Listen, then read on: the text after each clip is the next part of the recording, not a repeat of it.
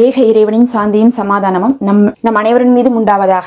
எல்லா புகழும் இறைவன் ஒருவனுக்கே. நம்ம தொடர்ந்து தினமுமே ஒரு படிப்பினை தரக்கூடிய நிகழ்வுகளை பார்க்கலாம். அப்படி பார்க்கும்போது இன்னைக்கு காபாவில் நடந்த ஒரு அதிசயமான ஒரு நிகழ்வை தான் பார்க்கலாம். எத்தனையோ அந்நிய சக்திகள் காபாவுக்கு எதிராகவும் காபாவுடைய மரியாதையை கெடுக்கிறதுக்காகவும் முயற்சி பண்ணிட்டு இருக்காங்க. நம்ம ரீசெண்டாக கூட பார்த்துருப்போம். அமெரிக்காவோடு பார்த்தீங்கன்னா சவுதி ரொம்பவே என்ன பண்ணிட்டு இருக்காங்க, உறவாடி கொண்டு இருக்கிறாங்க. நம்ம ரீசெண்டாக போட்ட நிறைய வீடியோக்களில் கூட நம்ம சொல்லியிருப்போம். காபாவுடைய ஜம்ஜம் தண்ணியின் மீது ரொம்பவே அவங்க என்ன பண்ணியிருப்பாங்க, சோதனையெல்லாம் செஞ்சு பார்த்துருப்பாங்க. நிறைய நாடுகள் என்ன பண்ணுறாங்கன்னா, எப்படியாவது புனித தன்மையை குறைக்கணும், காபாவுடைய ஜம்ஜம் தண்ணியில் ஏதாவது குறைய சொல்லணும், அப்படி இல்லாட்டினா அஸ்வத் கல் ஏதாவது ஒரு குறைய சொல்லணும். அந்த மாதிரி என்ன பண்ணுறாங்க, ஏதாவது ஒரு குறையை சொல்லி அங்கே இருக்கக்கூடிய அந்த மத்திய கிழக்கில் இருக்கக்கூடிய சவுதி, அங்கே இருக்கக்கூடிய மக்கா மதீனாவை எப்படியாவது குறைக்கணும்னு பார்க்குறாங்க. அதில் பார்த்தீங்கன்னா இஸ்ரேலியர்களுக்கு பெரும் பங்கு இருந்துட்டு இருக்கு. ஏன்னா அவங்க தான் மத்திய கிழக்கில் போய் அங்கே அமர்ந்திருக்காங்க. இப்போ சண்டை போட்டுட்டு இருக்காங்களே பாலஸ்தீனத்தில், அந்த இஸ்ரேல் தான். அந்த இஸ்ரேல் என்ன பண்ணுறாங்க, மத்திய கிழக்கில் அந்த இடத்துல அமர்ந்துட்டு அங்கிருந்து என்ன பண்ணுறாங்கன்னா, காபா வரையும் இருக்கக்கூடிய எல்லா இடத்தையுமே அவங்க பிடிச்சிக்கணும்னு ஆசைப்படுறாங்க. அதுக்கு பின்னாடி யார் இருக்கான்னு பார்த்தீங்கன்னா, இந்த மேற்கத்திய நாடுகளான அமெரிக்கா, பிரான்ஸ், யூகே இவங்க எல்லாருமே இருந்து கொண்டு இருக்கிறாங்க. அவர்கள் பார்த்தீங்கன்னா அவ்வப்போது சில விதமான திட்டங்களை என்ன பண்ணுறாங்க, எடுத்துகிட்டு தான் இருக்கிறாங்க. அதில் சவுதி மன்னருமே பார்த்தீங்கன்னா ஒரு கட்டத்துக்கு பிறகு இப்போது மேற்கத்திய நாடுகள் மேற்கத்திய கலாச்சாரத்தோடு என்ன பண்ணிட்டு இருக்காங்க, ஒத்து போயிட்டே தான் இருக்கிறாங்க. அதில் நடந்த ஒரு நிகழ்வு தான் இந்த நிகழ்வு. ஸ்கை டைவர்ஸ் அப்படின்னு சொல்லக்கூடிய இந்த பறந்தெல்லாம் வருவாங்கல்ல, சும்மா அதுக்கான ஷூட் போட்டுப்பாங்க.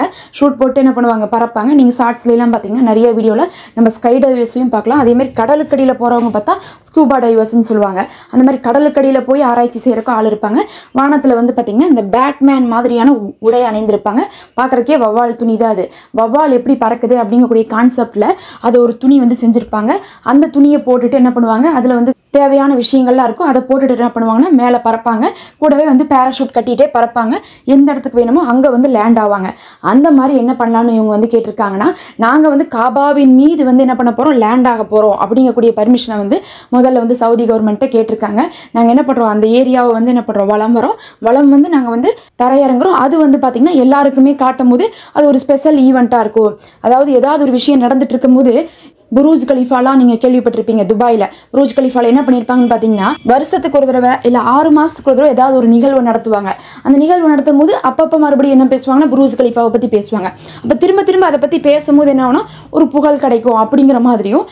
இன்னொன்று பார்த்தீங்கன்னா, இவங்க யார் இப்போ இந்த மாதிரி வேலைகள்லாம் செய்கிறாங்களோ அவங்களுடைய அட்டென்ஷன் மற்றவங்க எல்லாருக்கும் தெரியணும். அவங்க இப்படிப்பட்டவங்க, இப்படி பறந்து வந்திருக்காங்க, யாருமே செய்யாத செஞ்சுட்டாங்கன்னு தெரியணுங்கிறதுக்காகவும் என்ன பண்ணுறாங்க, ஒரு டீம் என்ன பண்ணுறாங்க, கிளம்புறாங்க.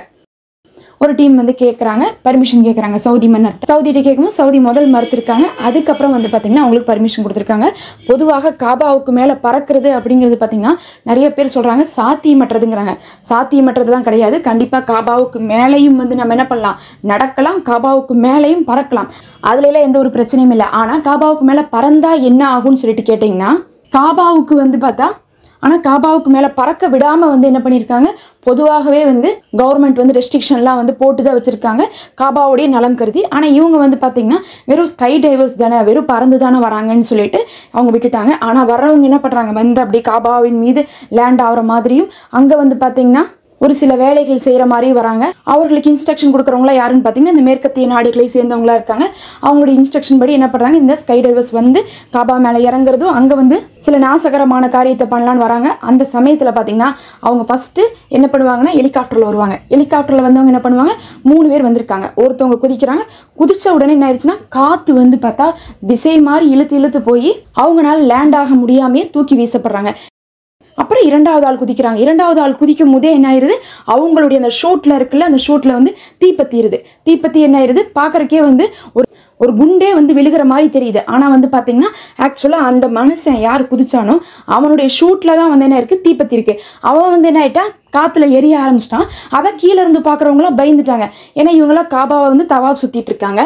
அப்போ அங்கே கீழே இருந்து பார்க்குறவங்களுக்கு யார் தெரியுமா, ஏதோ ஒன்று எரியுதுன்னு மட்டும்தான் தெரியுமோ தவிர அவங்களுக்கு தூரத்தில் இருக்கிறது கண்ணுக்கு தெரியாது. ஆனால் அங்கே எரியறது யாருன்னா மனிதன் தான். அப்போ என்ன ஆகுது, குண்டு தான் வருதோ அப்படிங்கக்கூடிய ஒரு பயம் வந்துருச்சு. உடனே என்ன ஆகுனா, அங்கே அயன் டோம் அப்படின்னு சொல்லக்கூடிய மாதிரியான ஒரு மிஷின் வச்சுருப்பாங்க. அந்த மிஷின் எதுக்காகன்னு பார்த்தீங்கன்னா, இந்த மாதிரி ஏதாவது ஒரு தாக்குதல் வருது, ஏதாவது ஒரு ஆயுதம் வருது, நெருப்பு விஷயங்கள்லாம் வருதுன்னா உடனே அலாட் பண்ணிடுவாங்க. அலாட் பண்ணால் என்ன ஆகும்னு பார்த்தீங்கன்னா சைரன் ஒலிக்கும். சைரன் ஒலிச்சதுக்கு பிறகு என்ன பண்ணுவாங்க, பதில் தாக்குதல் செய்யறதுக்காக வந்து இதுல இருந்தும் ஏவுகணைகள்லாம் போகும். அந்த மாதிரி ஒரு சிஸ்டம் வந்து இருக்குது. முக்கியமாக வந்து சவுதியில் அந்த சிஸ்டம்ல அதிகமாக இருக்குது. அதை வந்து பார்த்தீங்கன்னா அவங்களுக்கு கொடுத்ததே அமெரிக்கா தான். அமெரிக்காட்டிருந்து வாங்கி அவங்க என்ன பண்ணியிருக்காங்க, பல வருஷமாக அந்த மாதிரியான சிஸ்டம்லாம் வச்சுட்டு இருக்காங்க. உடனே அந்த இடத்துல சைரன் ஒலிக்குது. எல்லாரும் என்ன பண்ணுறாங்க, பாதுகாப்பு கருதி வந்து அவசரமாக அந்த வளாகத்துக்குள்ளேயே வந்து காபாவுடைய வளாகத்துக்குள்ளேயே ஒதுக்குறாங்க. அதுக்கப்புறம் பார்த்தீங்கன்னா அந்த மனிதன் தான் எரிஞ்சிருக்கான், அவன் தூரமாக போய் விழுகிறான். அதை பார்த்தோன்னா 3வது மனிதன் வந்து குதிக்கவே இல்லை. அதுக்கப்புறம் அவங்களுடைய விமானம் வந்து என்ன பண்ணிட்டாங்க, திருப்பி கொண்டு போயிட்டாங்க. அதுக்கு பிறகு இருந்து பார்த்தீங்கன்னா ரொம்பவே வந்து ரெஸ்ட்ரிக்ஷன் இருக்குது. பொதுவாக வந்து ஸ்கை டைவர்ஸ் கூட என்ன பண்ண மாட்டாங்க, காபா மேலே வந்து பறக்கிறது அப்படிங்கிறது இல்லாமல் வந்து தடை செய்து வச்சுருக்காங்க. காபா மேலே பொதுவாகவே அந்த வளாகத்துக்குள்ளேயே பார்த்தீங்கன்னா எந்த விமானமும் வராது, எந்த ஒரு விஷயமும் செய்ய மாட்டாங்க.